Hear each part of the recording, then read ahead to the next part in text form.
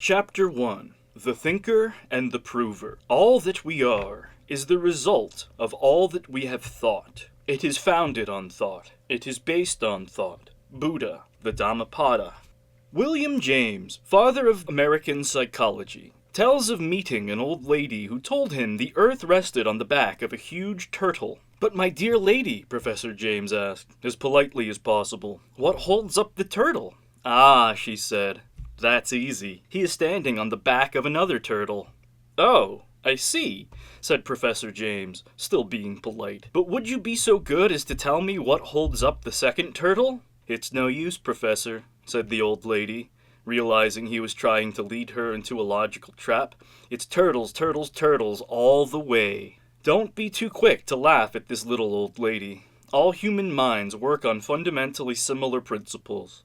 Her universe was a little bit weirder than most, but it was built up on the same mental principles as every other universe people have believed in.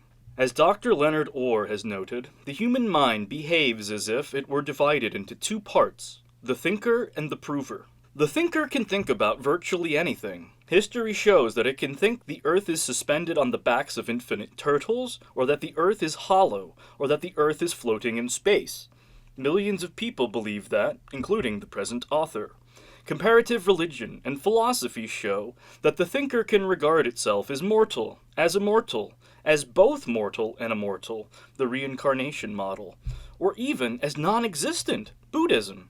It can think itself into living in a Christian universe, a Marxist universe, a scientific relativistic universe, or a Nazi universe, among many possibilities. As psychiatrists and psychologists have often observed, much to the chagrin of their medical colleagues, the thinker can think itself sick, and can even think itself well again. The prover is a much simpler mechanism. It operates on one law only. Whatever the thinker thinks, the prover proves. To cite a notorious example, which unleashed incredible horrors earlier in this century, if the thinker thinks that all Jews are rich, the prover will prove it. It will find evidence that the poorest Jew in the most run-down ghetto has hidden money somewhere.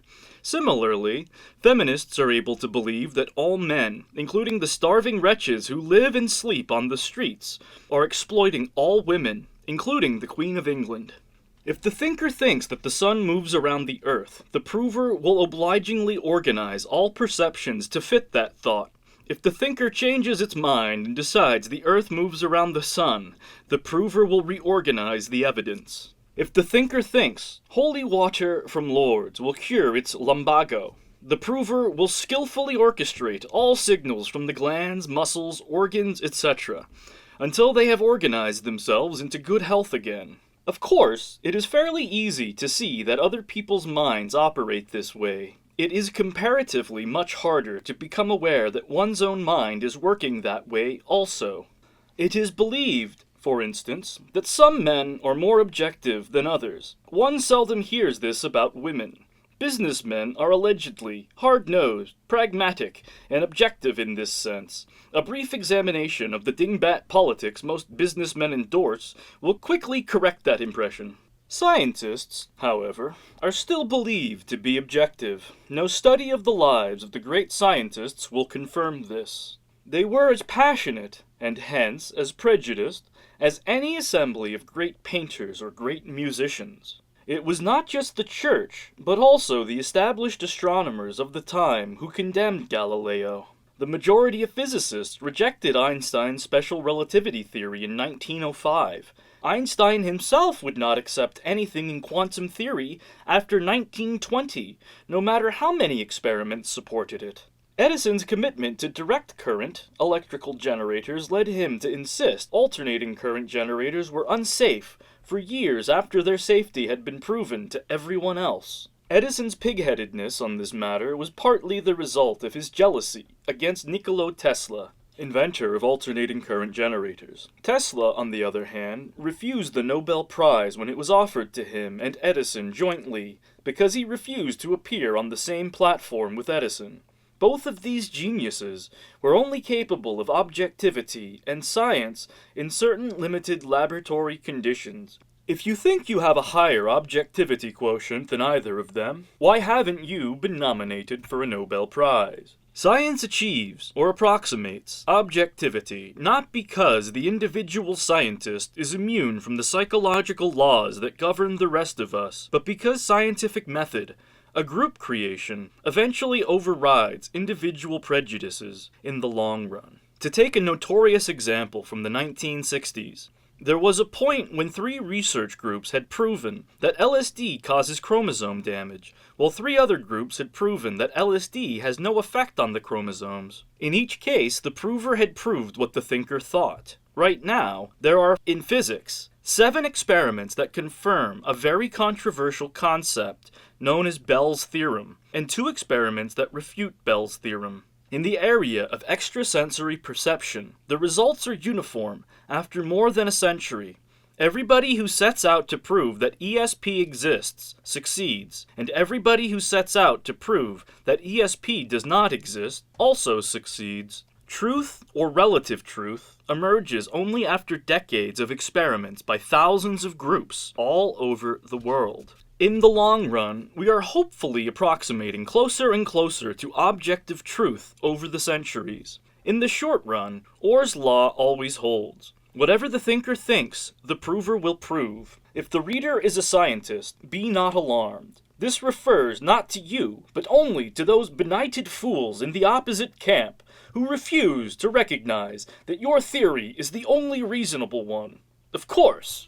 And if the thinker thinks passionately enough, the prover will prove the thought so conclusively that you will never talk a person out of such a belief, even if it is something as remarkable as the notion that there is a gaseous vertebrate of astronomical heft, God, who will spend all eternity torturing people who do not believe in his religion.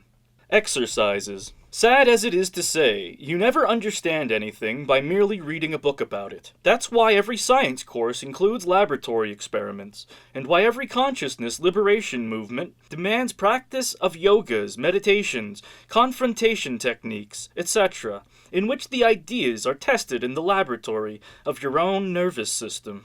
The reader will absolutely not understand this book unless he or she does the exercises given at the end of each chapter. To explore the thinker and the prover, try the following. Visualize a quarter vividly, and imagine vividly that you are going to find the quarter on the street. Then look for the quarter every time you take a walk, meanwhile continuing to visualize it. See how long it takes you to find a quarter.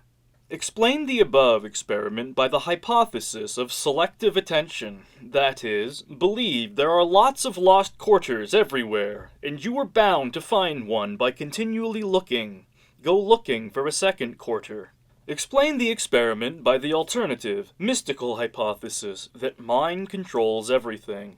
Believe that you made the quarter manifest in this universe. Go looking for a second quarter. Compare the time it takes to find the second quarter using the first hypothesis, attention, with the time it takes using the second hypothesis, mind over matter. With your own ingenuity, invent similar experiments, and each time compare the 2 theories, selective attention, coincidence versus mind controls everything, psychokinesis.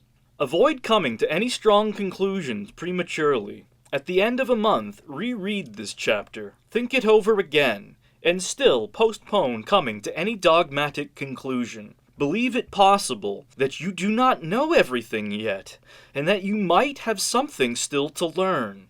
Convince yourself. Believe, or convince yourself, means to do what an actor does, pretend until the pretense begins to feel real, or, as jazz musicians say, fake it until you make it. If you are not already convinced that you are ugly, unattractive, and dull, go to a party in that frame of mind. Observe how people treat you. Convince yourself, if you are not already convinced, that you are handsome, irresistible, and witty. Go to a party in that frame of mind. Observe how people treat you. This is the hardest of all exercises and comes in 2 parts. First, observe closely and dispassionately 2 dear friends and 2 relative strangers. Try to figure out what their thinkers think and how their provers methodically set about proving it. Second, apply the same exercise to yourself. If you think you have learned the lessons of these exercises in less than 6 months, you haven't really been working at them.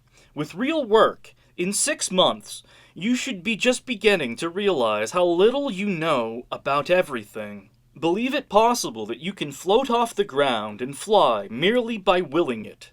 See what happens. If this exercise proves as disappointing to you as it has to me, try number 11 below, which is never disappointing. Believe that you can exceed all your previous ambitions and hopes in all areas of your life. All models are subject to revision as this book goes along. They are also subject to revision after the book is finished, by the author or by the reader. Tentative model number 1. The perceived universe is a mixture of the real universe and our own thinker, proving its pet beliefs.